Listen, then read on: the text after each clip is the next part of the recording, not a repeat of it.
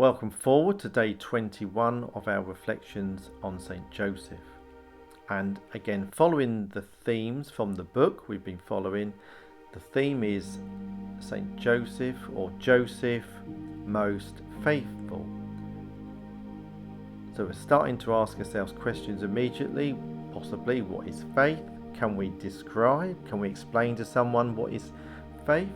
But one that struck me was, well, how did Joseph's faith increase?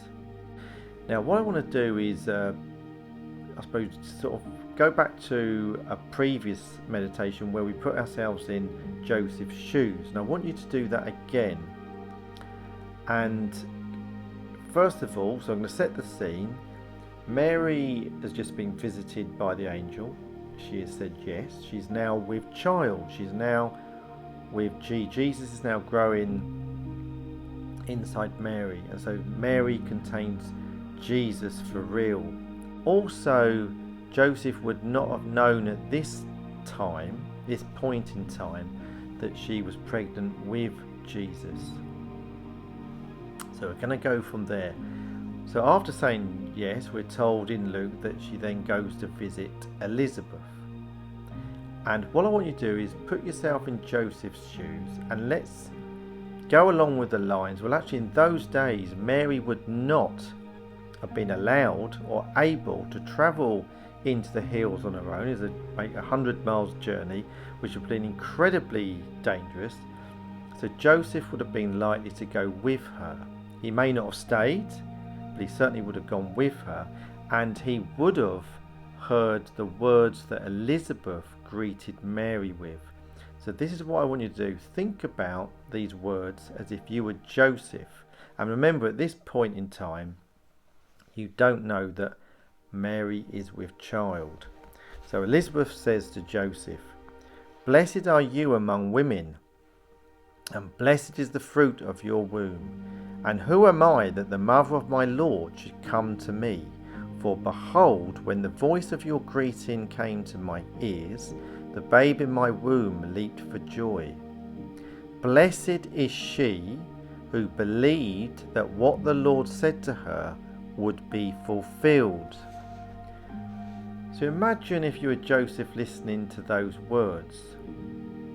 And again, as a spiritual man as he was, he would have pondered on those words and thought about them.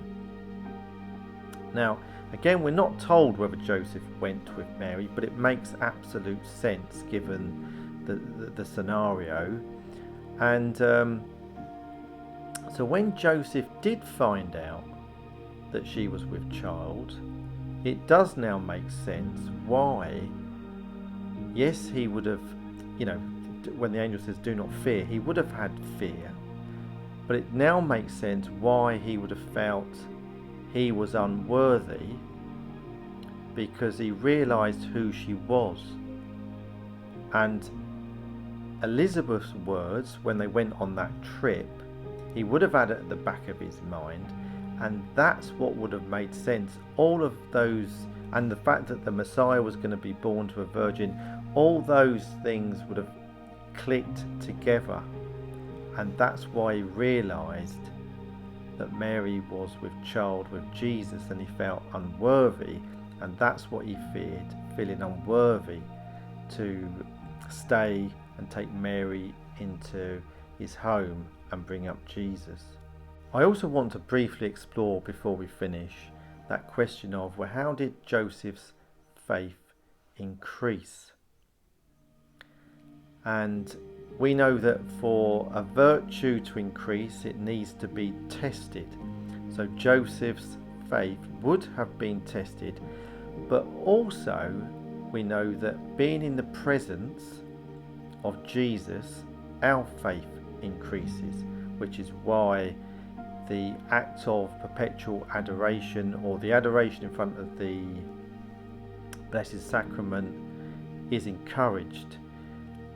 And therefore, if we think about it, Mary was this walking tabernacle, and Joseph would have been with Mary, close to Jesus growing.